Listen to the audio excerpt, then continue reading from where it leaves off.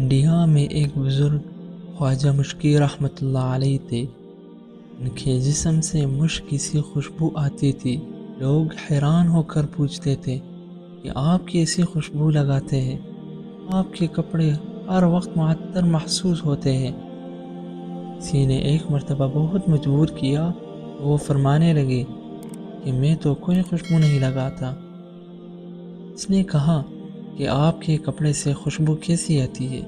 انہوں نے کہا کہ واقعہ یہ ہے کہ ایک مرتبہ میں کسی گلی میں گزر رہا تھا۔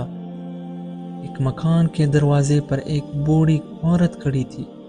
اس نے مجھے دیکھ کر کہا کہ گھر میں کوئی بیمار ہے، تم نیک بندے نظر آتے ہو، اس کو کچھ پڑھ کر پھونک دو، ہو سکتا ہے کہ ٹھیک ہو جائے۔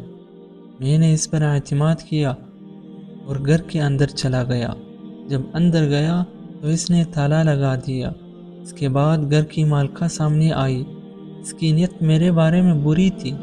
وہ کہنے لگی کہ میں روزانہ تجھے گزرتے ہوئے دیکھتی تھی، میرے دل میں برائی کا خیال پیدا ہوتا تھا، چنانچہ میں نے آج تجھے اس بوڑھی عورت کے ذریعے گھر بلایا ہے، لہذا میں گناہ کرنا چاہتی ہوں۔ جب اس نے نیت کا اظہار کیا تو میں بہت پریشان ہوا۔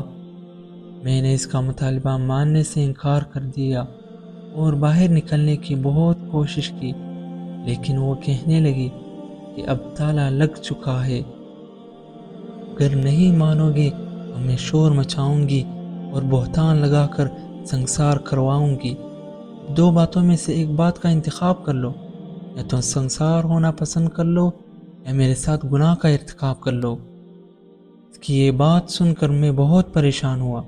بالآخر اللہ تعالیٰ نے میرے ذہن میں تجویز ڈالی تو میں نے اس سے کہا کہ مجھے بیت الخلاء میں جانے کی ضرورت ہے، لہذا میں فارغ ہو کر تم سے بات کروں گا۔ اس عورت نے سوچا کہ چلو آمادہ تو ہو گیا ہے، تاہم اس نے مجھے بیت الخلاء کی جگہ دکھا دی۔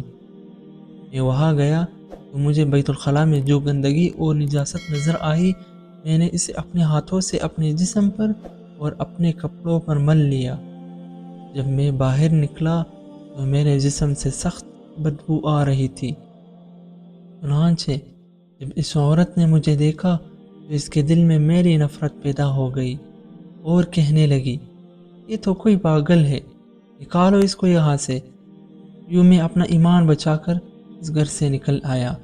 اس کے بعد مجھے پریشانی ہوئی کہ میرے بدن اور کپڑوں سے لوگوں کو بدبو آئے گی، لہذا میں جلدی سے غسل خانے میں پہنچا اور میں نے اپنے بدن اور کپڑوں کو دھویا اور پاک کیا۔ جب گیلے کپڑے پہن کر باہر نکلا تو اس وقت میرے جسم سے خوشبو آنے لگی۔ اللہ اکبر! ان کا اصل نام تو کچھ اور تھا، لیکن چونکہ ان کے جسم سے مشک کی خوشبو آتی تھی اس لیے لوگ انہیں خواجہ مشکی کہہ کر پکارتے تھے۔ تو ایک موٹی سی بات ذہن نشین کر لینی چاہیے، نیکی سے جسم سے خوشبو آتی ہے اور گناہ سے جسم سے بدبو آتی ہے۔